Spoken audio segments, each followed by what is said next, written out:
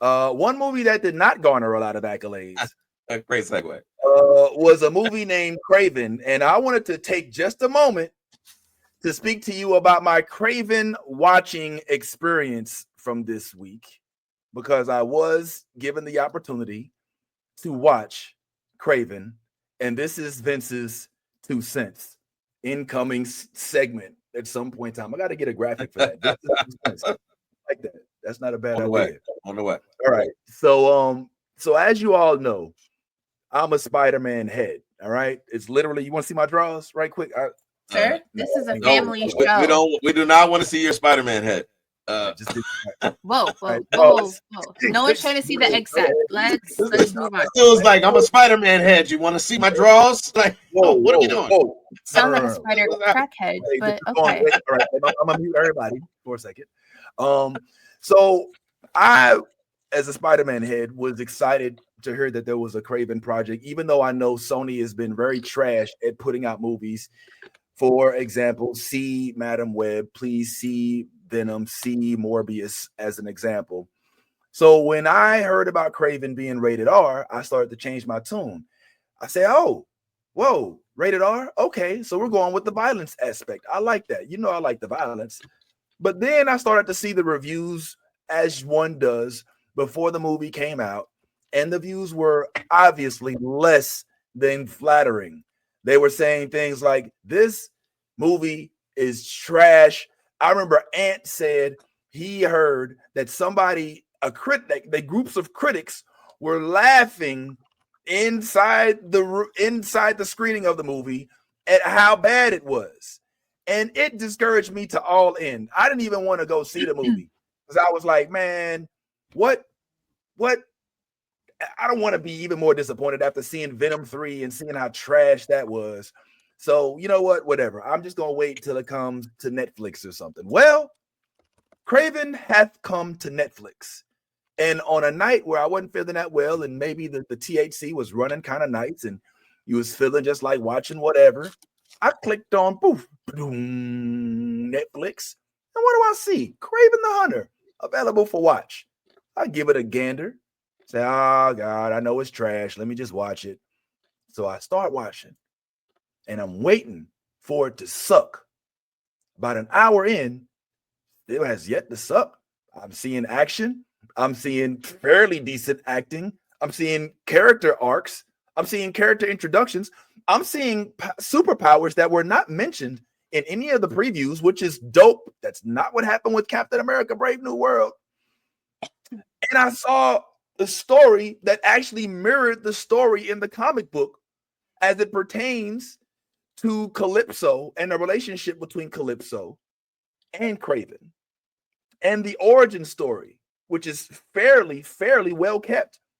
And then, to my surprise, I saw fairly decent villainry. It wasn't at all what it was pitched in the movie theater, in the trailer.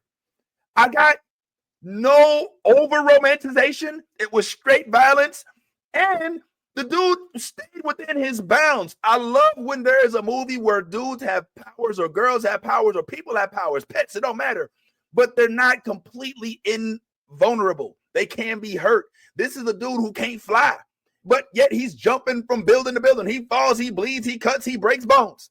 All right. Yeah, he can see and hear and smell things better, but that's about it. Other than that, he just got to fist fight you like any regular ass motherfucker. And for that, he does. And he will fight you fair or not. He will come stab you in your eye bone, which he did. So a motherfucker, this goddamn shit went into a whole goddamn undercover operation as Kraven crawls up these walls and shit. And he's doing shit just because he feels he's a mercenary. There's no good. He's not doing it for the greater good of the whole. Like, he really literally is just doing it for personal gain, which makes it even better. He's not trying to save the world. It's down to earth realistic. I am here to say this movie right here was given a bad rap, and this shit deserves a second watch. If you got Netflix, if you skipped it, I'm saying watch it without the bias. Is it the best movie? Hell no. Is it anywhere close to anything in the MCU? Fuck no. But this may just be one of Sony's best villain productions, and that's not saying a lot because, frankly, all of them have been trash. So it don't say too much that I'm saying that this one may just not have been trash. What say you, my friend? I know somebody on the panel disagree, so go ahead and let me know how wrong I am. Said this to you before we started the show. I think you have to take it from what critics' job is. A critic's job is to critique. And a lot of times when they go to these movies, that is their focus on critiquing the movie, not so much watching the movie for the entertainment value. It's more just like, I'm looking for anything that I can write bad about this movie or good about this movie. I think that having a one-off, like one opportunity to see the movie, and on your first time seeing the movie, most people are going to say the same thing. They're going to say it's trash. I've had I don't know if I could call it the pleasure or whatever, of seeing this movie a multitude of times. And most of those times I fell asleep. Now, when I finally did get a chance to watch the movie fully through without falling asleep, it wasn't bad. It wasn't as bad as critics said. It wasn't as bad as maybe even the comments are saying.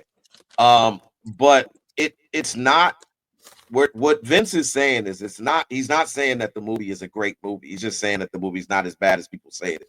And I would agree with it. I think that also the Netflix platform is a platform that you get. You basically at this point, Netflix is for the world, y'all. Netflix is the platform that is circulating more movies and everything than anybody else, I think, at this point. So when you get an opportunity to sit at your home and relax and have all of your goodies next to you, and you're in a pleasant mood, and you watch this movie, it isn't that bad. It really is not that bad. It's just, I think, going to the movies, this is not a movie that you probably wanted to go to the movies and see. This movie, Doritos and carrots. I know that's right. But this is definitely more of a, I'm at home, I'm relaxed, I'm in chill mode. Let me get prepared for bed. Let me just throw something on. And then you could either be pleasantly surprised or you can get a good night's sleep. Either way, it's a win-win. It's a win-win for you. But yeah, I know, right? But Kraven definitely was not as bad. I personally don't like the actor who played Kraven that much. Whoa. I don't. I'm just being honest. And I'm gonna tell you why. Taylor Johnson, did you like him as Quicksilver? Well, I mean, did you like him as Kick-Ass? All right. Well, Kick-Ass. Yes, I loved him as Kick-Ass. Yeah, he was younger. He was a kid then. Also, that's how age works. Well. I mean, I'm just putting that out there that he was a kid. All right. But as far as Quicksilver, he didn't have a lot of speaking roles as Quicksilver. True. He just ran around real fast. But more or less, the thing that I didn't like about Aaron Taylor Johnson, right, is you ever seen a dude that goes to the gym and lifts lifts a couple of weights and then goes in the mirror and is like this in the mirror? He's like, yeah, look, Jack, you should. I'm jacked. I'm like, this is how, if you watch Kraven the Hunter, that is Aaron Taylor's posture. That's his posture in the movie. He walks around like this. I swear to God, if I'm lying, I'm flying. He walks around like this, and that bothered me for some reason. I was like, why is he walking around the movie like this? But I swear that it bothered me. Some things bother people, some things don't. But that was one of the things that bothered me. It did. He gave me the vibes of a dude who's not as big as he thinks he is. You know what I'm saying? So it's like, yeah, you work out, cool, great for you. But I'm just gonna find out if it's as big as I think it is. See, I can't. I wasn't. I didn't have the sound effect ready. I'm done. He's got to. Yeah. Well, Well, look, let me say this. I feel like the role of Kraven calls for him to walk and exert himself a certain way, but It doesn't.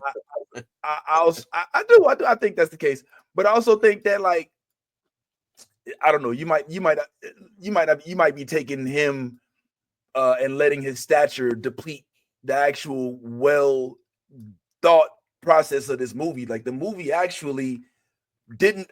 I don't see where there was a few big things that I saw wrong with the movie. The first thing was how Calypso how no, it's just that how Calypso and he came into contact. I didn't like that. I thought that was real cheesy. But suspend reality for just a moment and whatever. Outside of that, what, bro, the characters were decent. Like, they introduced, spoiler alert, they introduced Chameleon and a couple of other popular Marvel villains from the Spider-Man universe in a manner that wasn't cheesy, right? That like Russell Crowe's character, the whole him and what happens to him and all of that. That shit's fascinating as fuck.